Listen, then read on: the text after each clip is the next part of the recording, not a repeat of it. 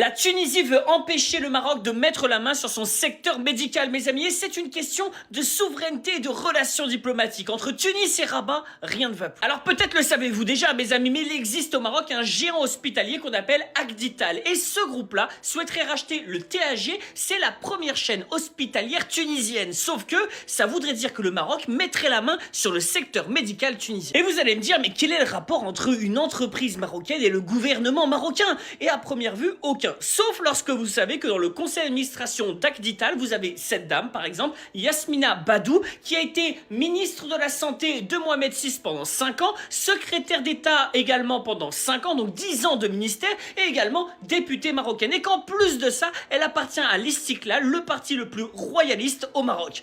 Alors là, oui, il y a une question de souveraineté qui se pose. Et c'est pourquoi le président Kais Saied est actuellement en train de réfléchir à mettre un veto à ce deal qui représente certes près de 100 millions d'euros, mais qui voudrait surtout dire que le secteur médical tunisien passe sous la coupe de Rabat. Et au vu des relations entre la Tunisie et le Maroc, c'est pas forcément une bonne idée. Bon courage aux Tunisiens qui vont survivre. Les Émiratis au Maroc, mes amis. Le président émirati a donc rencontré Mohamed VI directement à Rabat dans une soi-disant visite privée. Mais connaissez-vous vraiment les liens entre la monarchie émirati et celle du Maroc? Et oui, mes amis, Mohamed Ben Zayed était donc à Rabat aujourd'hui pour rencontrer Mohamed VI dans le cadre d'une visite privée. Alors, visite privée, on peut pas y croire. Au vu des événements au Moyen-Orient, c'est impossible. Cela dit, les liens entre les Émirats et le Maroc sont très important. Rendez-vous compte que MBZ, il a fait sa scolarité au collège royal de Rabat, mes amis, et que lorsqu'il avait 14 ans, il a même participé à la marche verte, c'est-à-dire à cet élan de colonisation de milliers de Marocains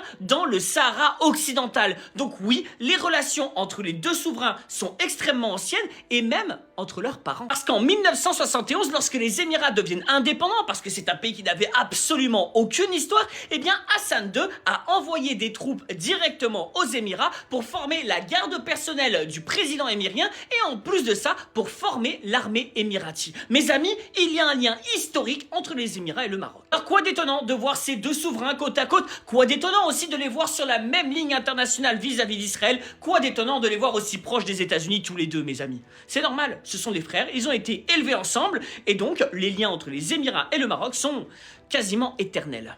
Pour le pire et le meilleur, bon courage à ceux qui vont survivre.